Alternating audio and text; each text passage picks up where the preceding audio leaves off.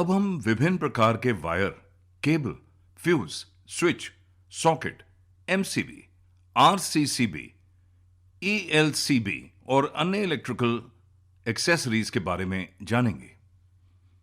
जब हम विद्युत परिपथ की डिजाइनिंग या स्थापना के लिए या तारों को ऑर्डर करते समय विद्युत केबल चुनते हैं, तो तारों और केबलों के प्रकार और विशेषताओं के बारे में जानना आवश्यक है। तार आमतौर पर दो प्रकार के होते हैं और वे हैं: एक, सॉलिड वायर जिसे सॉलिड कोर या सिंगल स्ट्रैंड वायर भी कहा जाता है, में मेटल वायर का एक टुकड़ा होता है। दूसरा है स्ट्रैंडेड वायर जो कई छोटे तारों से मिलकर बने होते हैं या एक बड़े कंडक्टर को बनाने के लिए एक साथ लपेटे जाते हैं। एक समान क्रॉस सेक्शनल क्षेत्र के ठोस तार की तुलना में स्ट्रैंडेड वायर अधिक लचीले होते हैं। अपने दिन प्रतिदिन की गतिविधियों में हम इस स्ट्रैंडेड वायर का उपयोग कर रहे हैं क्योंकि यह सॉलिड वायर की तुलना में अधिक तकनीकी लाभ प्रदान करता है। बाजार में तार क्रॉस सेक्शन क्षेत्र के अनुसार उपलब्ध है या इसे अन्यथा तार के व्यास के रूप में जाना जा सकता है। अब आप देख रहे हैं 1.5 वर्ग मिलीमीटर मल्टी स्ट्रैंडेड तार, 2.5 वर्ग मिलीमीटर मल्टी स्ट्रैंडेड तार, 4 वर्ग मिलीमीटर मल्टी स्ट्रैंडेड तार, 6 वर्ग मिलीमीटर मल्टी स्ट्रैंडेड तार और इसी तरह। अब हम वायर और केबल में अंतर जानेंगे। तारों और केबलों के बीच मूल महत्वपूर्ण अंतर यह है कि एक तार में केवल एक कंडक्टर होता है, जबकि एक केबल कंडक्टरों का एक समूह होता है। हालांकि ये कंडक्टर एक सामान्य सामग्री तांबे या एल्यूमीनियम से बने होते हैं। आमतौर पर तार नंगे होते हैं और मुड़ जाते हैं, लेकिन कुछ तार पतली पीवीसी परत के साथ लेपित होते हैं और केबल्स के मामले में वे समानांतर चलते हैं और एक ही केस बनाने के लिए एक साथ मुड़ते या बंधे होते हैं। सुरक्षा के उद्देश्य से एक आंतरिक और बाहरी खोल बनाया जाता है।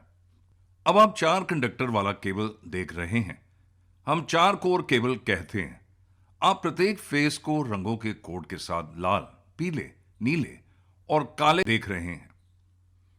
केबल्स को 2 प्रकारों में वर्गीकृत किया जाता है। एक, अनआर्मर्ड केबल। अनआर्मर्ड केबल यांत्रिक क्षति से सुरक्षित नहीं है। जैसा कि आप देख रहे हैं कि यांत्रिक क्षति से कोई सुरक्षा नहीं है। इस तरह के केबल का उपयोग इंडोर उद्देश्य के लिए किया जाता है। 2, आर्मर्ड केबल। आर्मर्ड केबल यांत्रिक क्षति से सुरक्षित है, जैसा कि इसके नाम से पता चलता है। जैसा कि आप देख रहे हैं, इस केबल में यांत्रिक क्षति से सुरक्षा के लिए गैल्वेनाइज्ड आयरन का खोल दिया गया है। इस प्रकार की केबल का उपयोग बाहरी भूमिगत केबल बिछाने के उद्देश्य से किया जाता है। तारों को कोर की संख्या के आधार पर भी वर्गीकृत किया जा सकता है, जैसे सिंगल कोर, 2 कोर या डबल कोर, 3 कोर या ट्रिपल कोर, 4 कोर और इसी तरह। कोर में एक तार की विशेषता देते समय विनिर्देशों का विवरण देने के लिए एक कोर के तारों की संख्या या क्रॉस सेक्शन क्षेत्र का उल्लेख करना आवश्यक है। जैसा कि आप 4 कोर केबल देख रहे हैं, जिसमें अलग अलग रंग के 4 कंडक्टर हैं। फेस के लिए हम लाल, पीले और नीले रंग के कंडक्टर उपयोग करते हैं। न्यूट्रल के लिए हम ब्लैक कलर कंडक्टर का इस्तेमाल करते हैं। अर्थिंग के लिए हम हरे रंग के कंडक्टर का उपयोग करते हैं। फिर से तारों को इसमें प्रयुक्त होने वाली सामग्री के अनुसार वर्गीकृत किया जा सकता है, जैसे तांबा, एल्यूमीनियम आदि। अब हम केबल, फ्यूज और फ्यूज के प्रकारों के बारे में जानेंगे। जैसा कि हम जानते हैं, एक विद्युत फ्यूज एक उपकरण है जिसका उपयोग लोड या स्रोत को ज्यादा करंट से बचाने के लिए किया जाता है। यह एक सरल, कम प्रतिरोधक, आत्म बलिदान वाला सबसे सस्ता उपकरण है जो शॉर्ट सर्किट, अत्यधिक अधिभार या ज्यादा करंट की परिस्थितियों में सर्किट को बंधित करने के लिए उपयोग किया जाता है। जब भी केबलों में अत्यधिक ओवरलोड या ओवर करंट प्रवाह होता है तो फ्यूज तार उड़ जाते हैं, पिघल जाते हैं और सर्किट या केबल को नुकसान से बचाते हैं। फ्यूज वायर का मुख्य कार्य सर्किट को बाधित और तोड़े बिना सामान्य कार्यशील धारा को ले जाना है। हालांकि जब करंट सीमा से अधिक हो जाता है तो फ्यूज उड़ जाता है, पिघल जाता है। इस प्रकार सर्किट टूट जाता है और उपकरण को नुकसान से बचा जाता है। अब आप विभिन्न प्रकार के एचआरसी फ्यूज देख रहे हैं। अब हम जानेंगे कि फ्यूज अच्छी स्थिति में है या खराब स्थिति में है। एक मल्टीमीटर के माध्यम से निरंतरता की जांच कर सकते हैं। यदि फ्यूज बीप ध्वनि द्वारा निरंतरता दिखाता है तो इसका मतलब है कि फ्यूज अच्छी स्थिति में है। अगर फ्यूज निरंतरता बीप की आवाज नहीं दिखाता है तो इसका मतलब है कि अच्छी स्थिति में नहीं है। तो फ्यूज वायर का उपयोग आपके घर और अन्य सर्किट को ओवर करंट से बचाने के लिए किया जाता है। फ्यूज तारों का गलनांक कम होता है। यदि उच्च धारा इससे होकर गुजरती है तो यह पिघल जाती है और परिपथ को अधूरा बना देती है। फिर करंट इसके माध्यम से अन्य सर्किट में नहीं जा सकता है। आमतौर पर यह कॉपर, जिंक, सिल्वर, एल्यूमीनियम मिश्र धातुओं से बना होता है जिनका गलनांक कम होता है। विभिन्न प्रकार के स्विच। जैसा कि हम जानते हैं, एक स्विच का उपयोग ऑन और ऑफ ऑपरेशन करने के लिए किया जाता है। दूसरे शब्दों में, एक स्विच एक उपकरण है जिसे सर्किट में करंट प्रवाह को बाधित करने के लिए डिजाइन किया गया है, जिसका अर्थ है कि यह विद्युत सर्किट बना या तोड़ सकता है। प्रत्येक इलेक्ट्रिकल और इलेक्ट्रॉनिक्स एप्लीकेशन में कम से कम एक स्विच का उपयोग होता है। तो स्विच एक नियंत्रण प्रणाली का हिस्सा है और उनके बिना नियंत्रण संचालन प्राप्त नहीं किया जा सकता है। एक स्विच दो कार्य कर सकता है, अर्थात अपने संपर्कों को बंद करके चालू या अपने संपर्कों को खोलकर पूरी तरह से बंद करके। घरेलू तारों में मुख्य रूप से दो प्रकार के स्विच का उपयोग किया जाता है जो निम्नलिखित है। एक, one way single pole electrical switch. Single location से लाइट, पंखे, पावर पॉइंट या अन्य डिवाइस कंट्रोल के लिए इस्तेमाल किया जाता है। दो, टू वे डबल पोल विद्युत स्विच। ये स्विच डिवाइस या उपकरण को एक से अधिक स्थानों से नियंत्रित करते हैं। आमतौर पर हम इस प्रकार के स्विच का उपयोग सीढ़ी, बेडरूम लाइट कंट्रोल में करते हैं। हाउस वायरिंग में इस्तेमाल होने वाले विभिन्न प्रकार के सॉकेट। सॉकेट ऐसे उपकरण होते हैं जो विद्युत संचालित उपकरणों को किसी भवन में बिजली की आपूर्ति से जोड़ने की अनुमति देते हैं। उपयोग या पावर रेटिंग के अनुसार आमतौर पर दो प्रकार के सॉकेट का उपयोग किया जाता है जिनमें 3 पिन होते हैं। वे 5 से 10 एम्पीयर की सीमा वाले सामान्य सॉकेट। अब आप 5 एम्पीयर सॉकेट में 3 पिन वोल्टेज रेटिंग 230 वोल्ट देख रहे हैं। फेज के लिए सॉकेट का राइट साइड टर्मिनल, न्यूट्रल के लिए लेफ्ट साइड टर्मिनल और अर्थिंग के लिए टॉप टर्मिनल का उपयोग किया जाता है। अब आप 6 to 16 एम्पीयर सॉकेट में 3 पिन वोल्टेज रेटिंग 230 वोल्ट देख रहे हैं। फेज के लिए सॉकेट का राइट साइड टर्मिनल, न्यूट्रल के लिए लेफ्ट साइड टर्मिनल और अर्थिंग के लिए टॉप टर्मिनल का उपयोग किया जाता है। यह देखा जा सकता है कि सॉकेट का अर्थ टर्मिनल पिन फेज और न्यूट्रल पिन से आकार में 2 गुना है। अब हम घरेलू तारों और एमसीबी, आरसीसीबी, ईएलसीबी आदि जैसे सुरक्षा उपकरणों में उपयोग किए जाने वाले विभिन्न प्रकार के सर्किट ब्रेकर देखेंगे।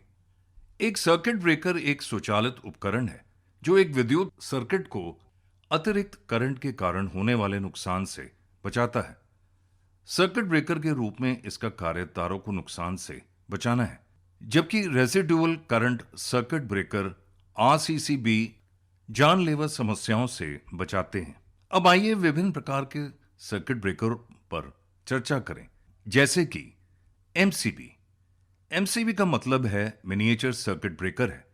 यह विद्युत नेटवर्क में किसी भी असामान्य स्थिति जैसे अधिभार या शॉर्ट सर्किट के दौरान विद्युत सर्किट को स्वचालित रूप से बंद कर देता है।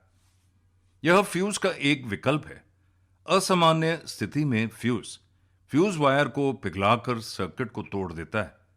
उसके बाद हमें फ्यूज वायर को बदलना होता है, तभी हम सर्किट को चालू कर सकते हैं। लेकिन एमसीबी असामान्य स्थिति में सर्किट को तोड़ देता है।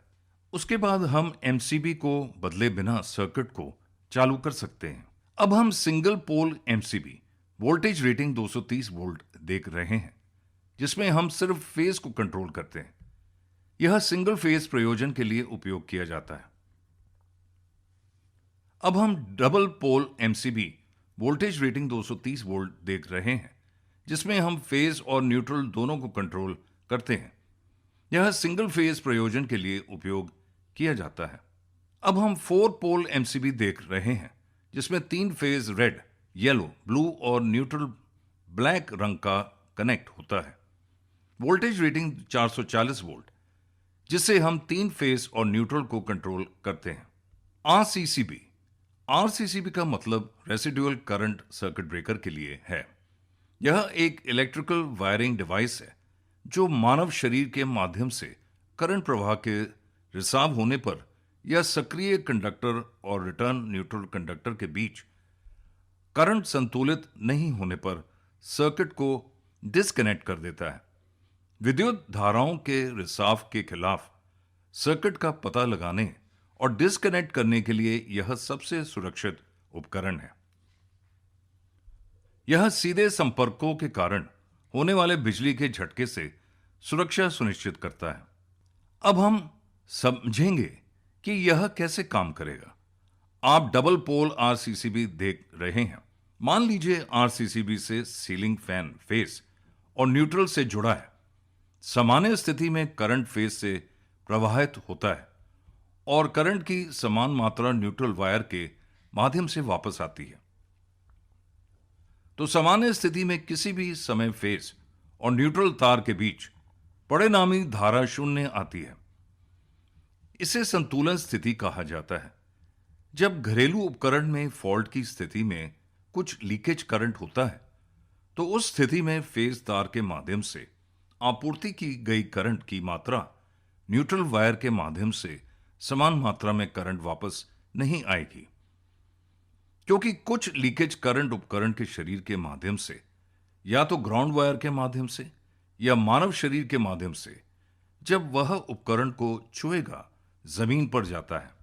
उस स्थिति में फेज वायर से गुजरने वाला करंट न्यूट्रल वायर के माध्यम से उसी मात्रा में वापस नहीं आएगा। शेष मात्रा लीकेज करंट के रूप में गुजरने वाला करंट है। यह असंतुलन की स्थिति है।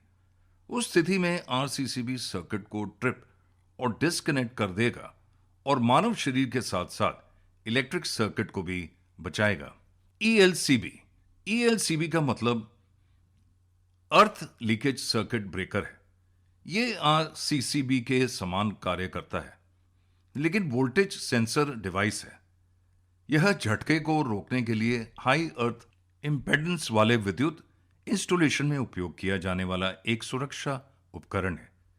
यह बिजली के उपकरणों के धातु के एनक्लोजर्स पर छोटे स्ट्रे वोल्टेज का पता लगाता है और खतरनाक वोल्टेज का पता चलने पर सर्किट को बाधित कर देता है।